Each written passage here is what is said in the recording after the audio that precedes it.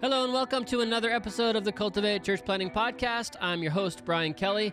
And before we get started on this episode, I want to tell you about a couple of events that are coming up that I think you'll really enjoy. First of all, we're going to be having a Cultivate gathering. If you have questions, if you want more information, if you want to get connected, I will be there, Kyle will be there, Terry will be there. We're going to be at Forest Ridge Calvary Chapel, and that's in Austin, Texas. It's Saturday, May 18th. You can register and find out more information at forestridgecalvary.com. Secondly, would you like to be equipped and inspired? Does learning and collaborating amongst fellow Christians sound encouraging and refreshing? Then you should come to the CGN Calvary Chapel International Conference. It's June 23rd to the 26th at Calvary Chapel, Costa Mesa. You can register online at conference.calvarychapel.com. This year's theme is Hope, Suffering, and Glory, studies in 1 Peter. We're going to have 9 speakers addressing topics taken from 1 Peter, June 23rd to 26th. Register at conference.calvarychapel.com. All right, let's get into this week's episode. God bless. Okay, welcome to the Cultivate Church Planting podcast. I'm here with my good friend, Justin Thomas, and Justin is here to talk about Calvary Chapel Bible College, and also to talk about the importance of biblical training, biblical education in the lives of pastors, church leaders, but specifically when it comes to church planting and starting off on the right foot. So Justin is here. So welcome, Justin. Welcome to the show. Yeah, thank you. I'm glad to be here. And Justin came to my neck of the woods here in Florida. And, Florida's a nice place. It's a nice place. Before noon.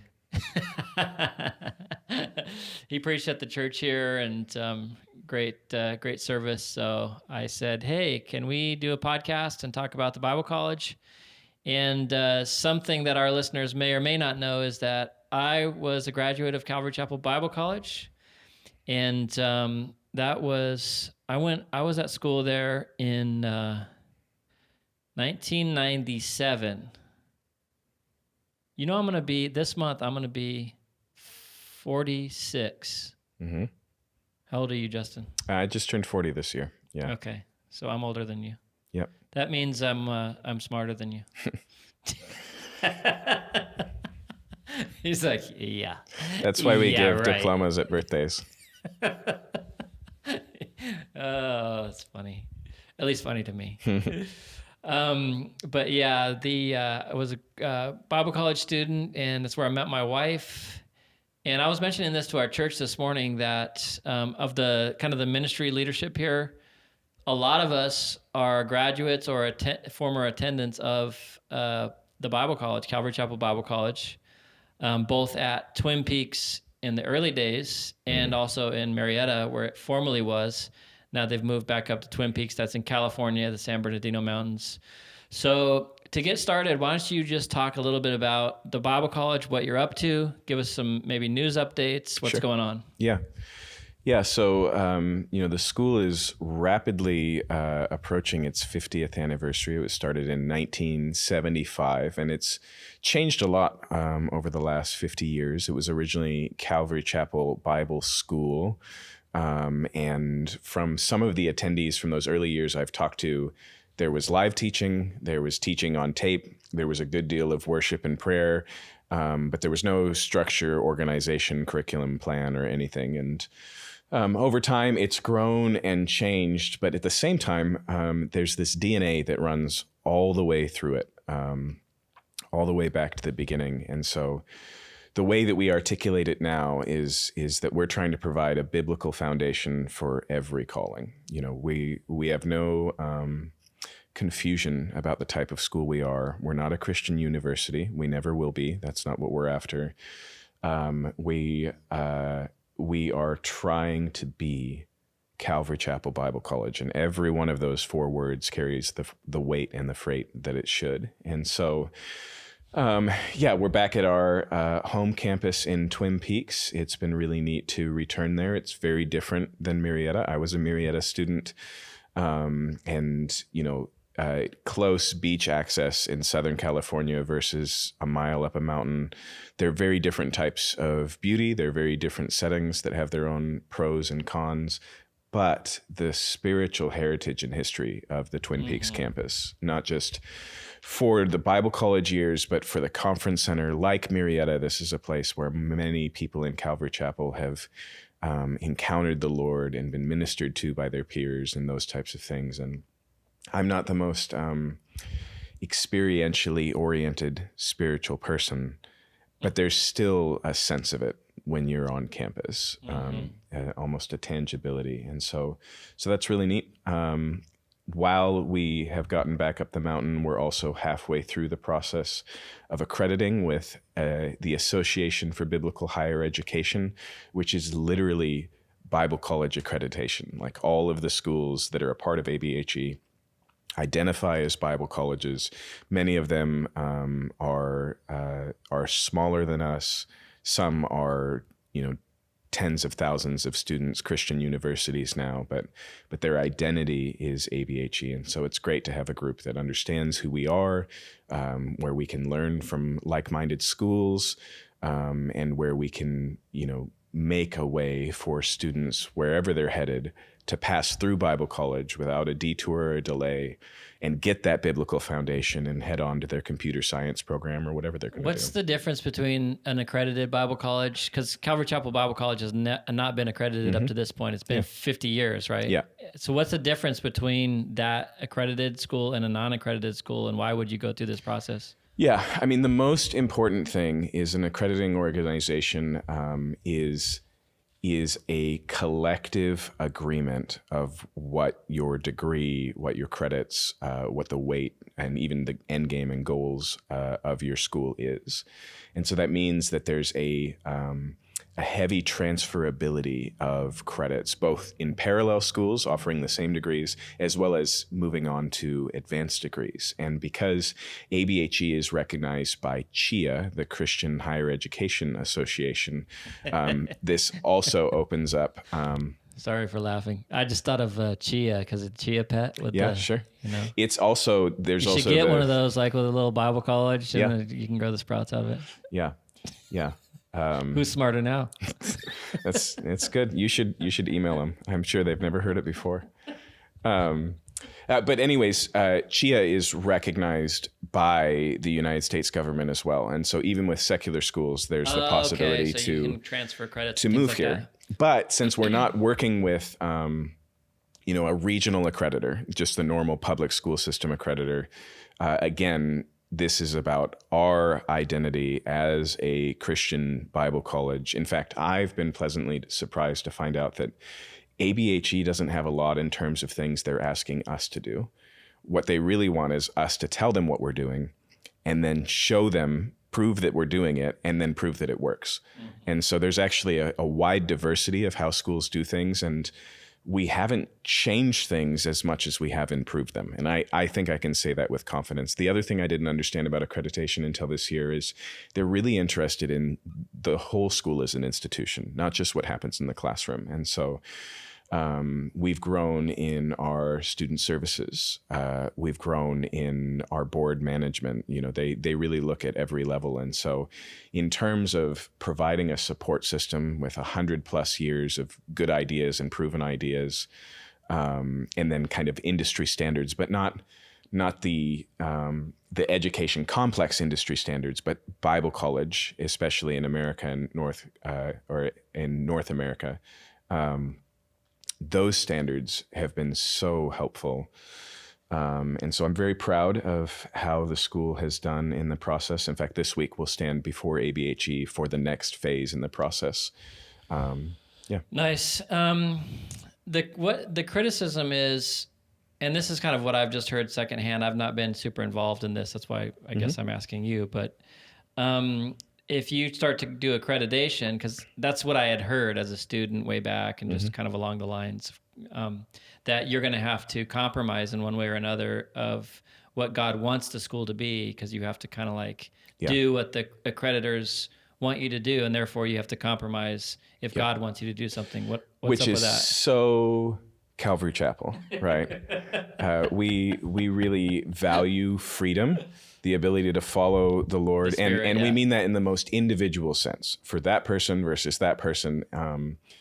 And I think Chuck's concerns about secular control over Christian education is absolutely right. And we've only seen the struggle and the significance of that grow over the last few decades. But what we have with ABHE is not that. And like I said, ABHE has been around for more than 100 years. I don't think Chuck knew something like this existed. And I don't want to speak for him, but it's different than where his concerns, at least as they were articulated, Right. That makes sense. were expressed, know. I wish more people could know that, because, in talking to you and seeing the Bible College, not just back in my day, but also my daughter went to CCBC. She met her husband there, Julia and Gavin. They're here working with us in ministry, love the Lord. My son Judah was there. He's on the mission field, full-time missionary, and so just seeing the benefits and the fruit of it. And then I hear critics like, "Oh, it's not what it used to be. It's not biblical anymore. It's like compromised. They're trying to do accreditation." I hear all this stuff, and I'm thinking, man, I wish I could just get Justin here so he could kind of clear that sort of stuff up. And it's so refreshing to hear, like, man, it's more biblical than ever. It's more spirit-led than ever. And now, on top of that, the added bonus is the accreditation that's going to open a lot more doors. Yeah, that's right. And it's worth pointing out, like I said, the school has changed a lot over its 50-year history. And I don't want to talk as if those changes aren't real, even the ones that have happened in the last 10 years. And some of them are accreditation related. And so over the course of that whole 50-year history, the school has become more and more academic. Like I mentioned, when it started, it was Calvary Chapel Bible School. And when they took the name college, that was an intentional move towards being something different, something a little bit more organized with a program and these types of things. And our program is still very recognizable to the one that you took, to the one that I took when I was a student. We do have some general education classes.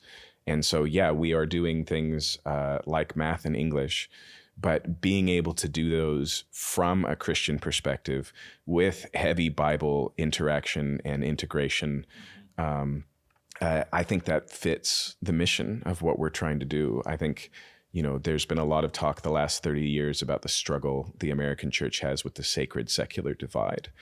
And the idea here isn't that we would move towards becoming a secular institution with a Christian heritage.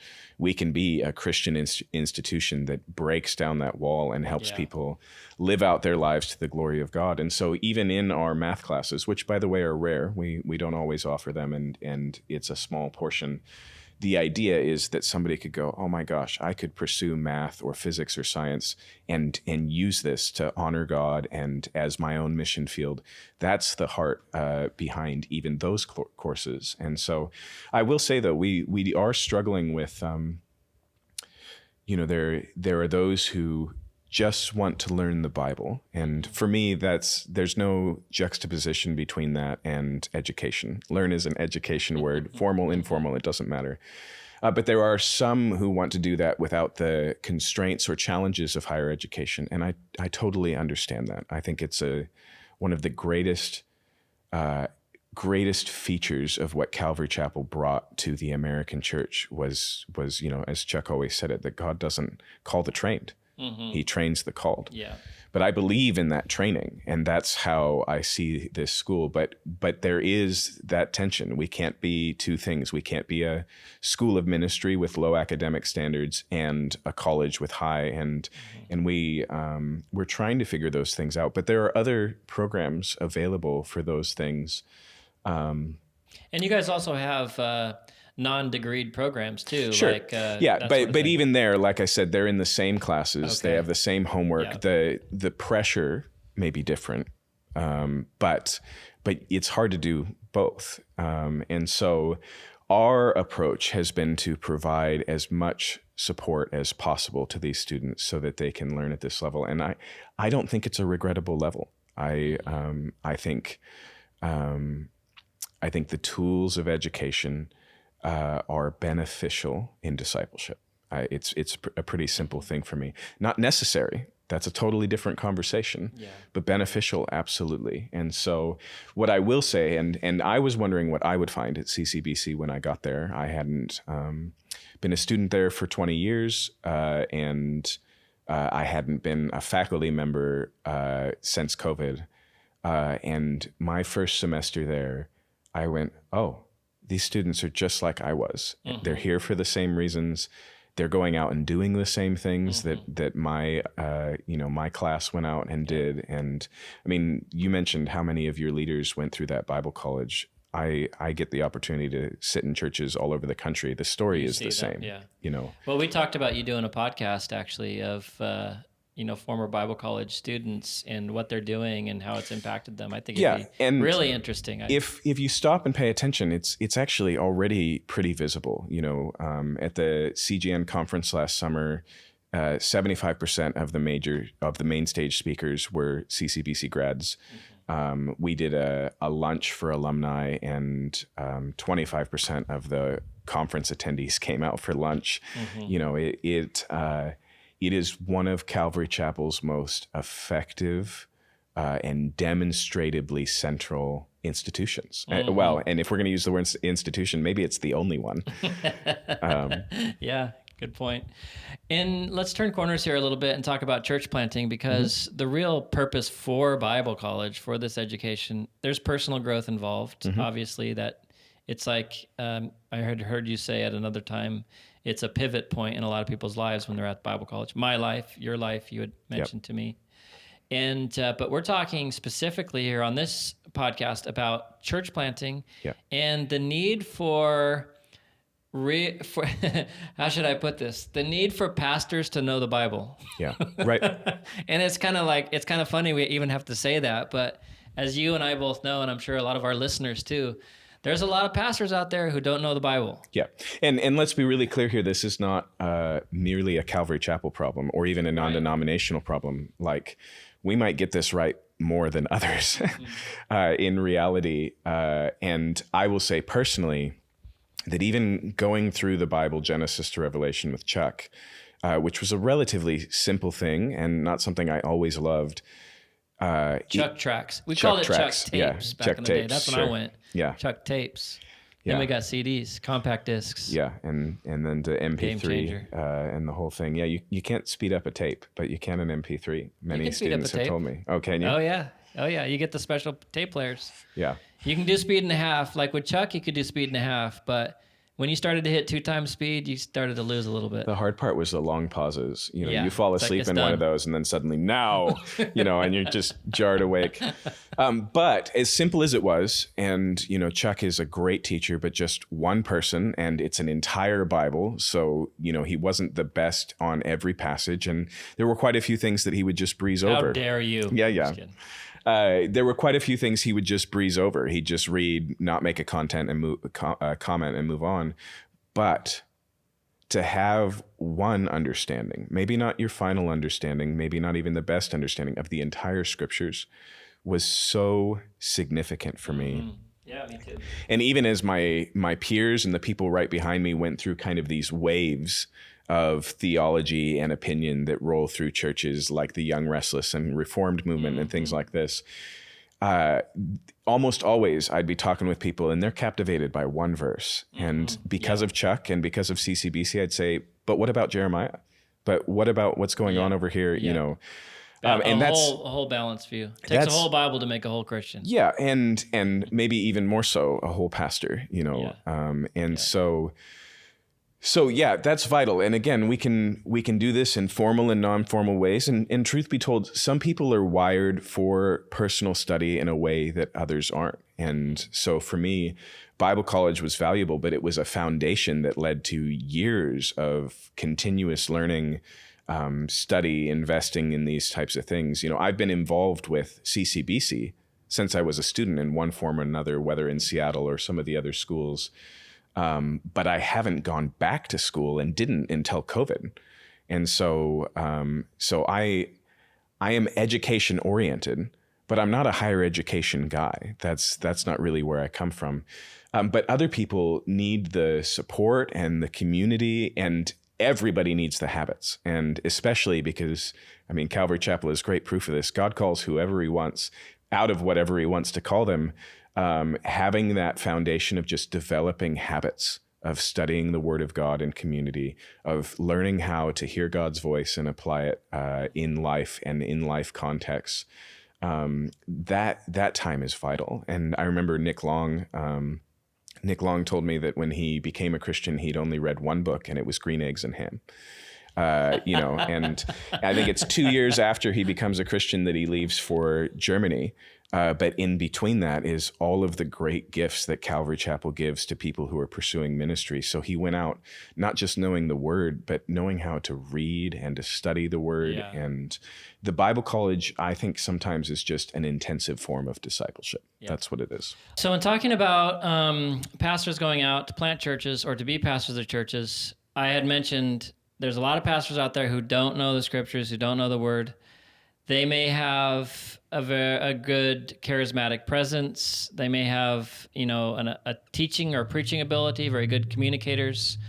But I think one of the big issues we see is the lack of depth, not only of the sermon, but also of the understanding of the pastor themselves. So how can a place like Calvary Chapel Bible College benefit that? And on the flip side, I know you don't need to go to Bible. I mean, people are always like, oh, look at the first disciples. They didn't go to Bible college.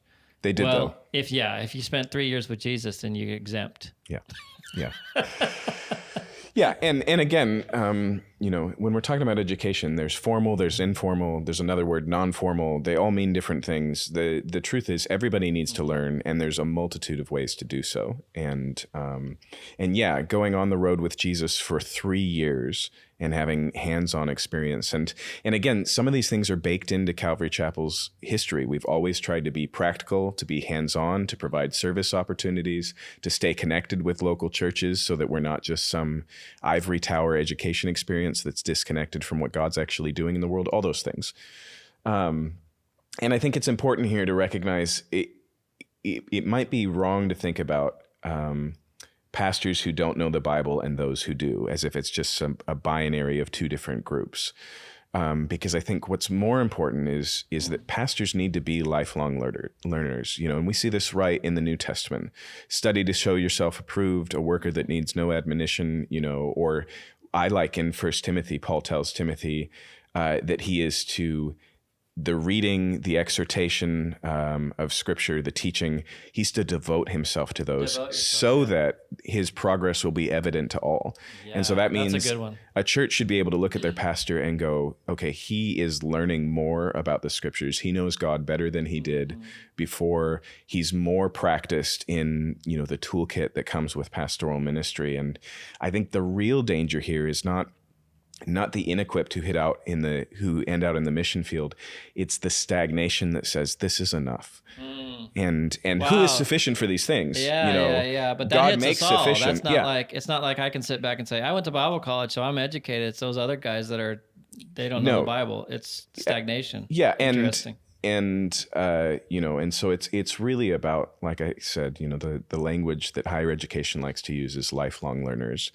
That's what's most important. And I actually think when you're in the thick of ministry, it's harder to hold that commitment because you always have a reason not to sit down. Yeah. You always have, it's like Tolkien's story, Leaf by Niggle, where he's working on this work of art that he basically has a calling to complete, but his neighbor parish keeps knocking on the door and interrupting it. I think any pastor will resonate with how fragile their current study time is, and we can imagine very easily the other type of pastor who lives in their study, doesn't know their people, there's a failure in that direction as well. But it doesn't change the ambition, the aspiration that we should all have to grow in the Scriptures so that we can share what the Lord is teaching us with, the metaphor I always think of is fresh bread, even, you've seen me teach. One of the reasons why I don't rely on notes is because I want prepared to order. teaching. I want to be able Fresh to baked. discern where the audience is. I want to leave it open to the learning of the Spirit. And God has given me a memory that makes that possible. And so I want to take advantage of that gift. And I noticed that you still had the points of the passage and communicated the principles that you had planned and studied, but no notes. Impressive. Yeah, and again, people are given different gifts, and I am always amazed by teachers who have incredible obstacles. I know of pastors who are dyslexic, and so Bible study for them is a massive ordeal, and that level of commitment is so honoring to the Lord. Yeah.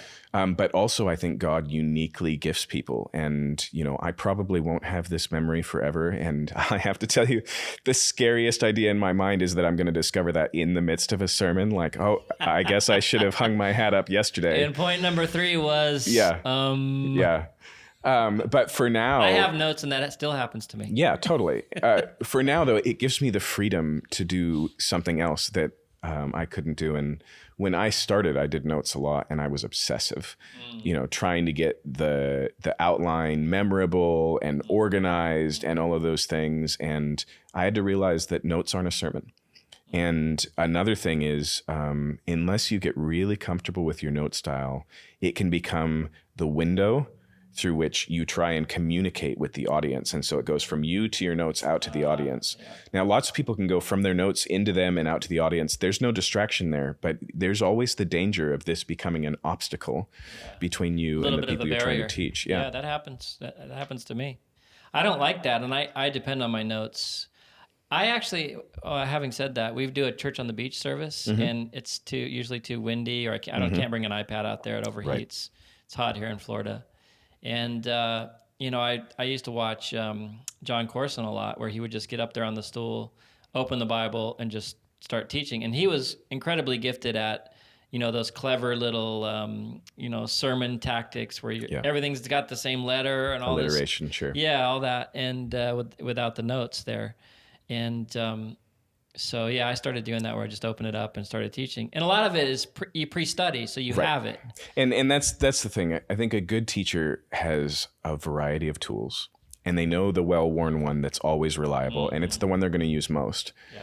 But you should always be flexible. And so when I teach long format in a classroom, 3-hour lecture, I have notes. Of course I do, because I have an agenda, and although I have pretty good control of time, I can't control 3 hours. I will get eaten alive just like anyone else. And so notes are helpful in that setting, but it's a different setting. And and I worry about any teacher who doesn't have at least one story where things didn't go their way and they just had to trust the Lord and step out. Yeah. And it doesn't matter if it's a move towards formality or informality. If I've got to put on a suit someday to do what God's called me to for the day, I'm going to do it. Yeah. And I'm going to be uncomfortable the whole way through. But that's... it's Chuck again. We got to be flexible. Yeah. Blessed are the flexible, shall not be broken. All right. Here's a question for you. And we talked a little bit before we started recording here. Justin asked me how old I was when we went to Uganda. We were missionaries in Uganda for 10 years. We went over with a church planting team. I wasn't the main pastor of that particular team, although I did become the senior pastor very quickly after we started the church and the Bible College, Calvary Chapel Bible College extension that's still there. But he said, how old were you when you went over there? I said, I think 23. I was 23. Lynn was 22. I became pastor when I was 24, and it wasn't planned that way. It just happened. And then we talked a little bit about preparation. Like, would it have been better to take some time before you went right out at 23, for example?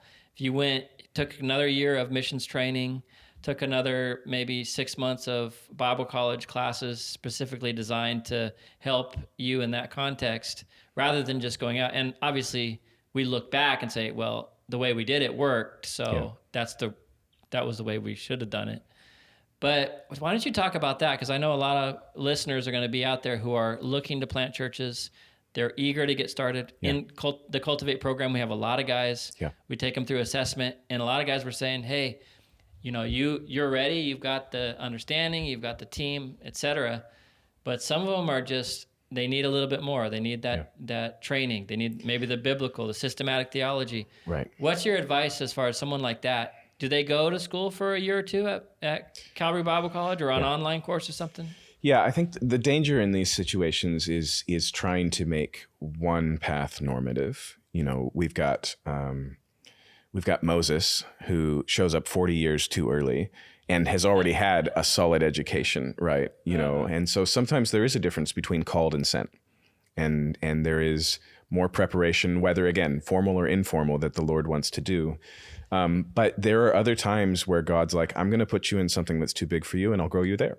And that happened with us. And that's what happened with me as well, you know. And although I'm grateful for the things God did, and I don't really carry a lot of baggage about how my unpreparedness and to a large degree even my immaturity may have hurt people, because I think that's part of the way that the Lord works. And I was where he knew I'd be when I was there, and that was enough.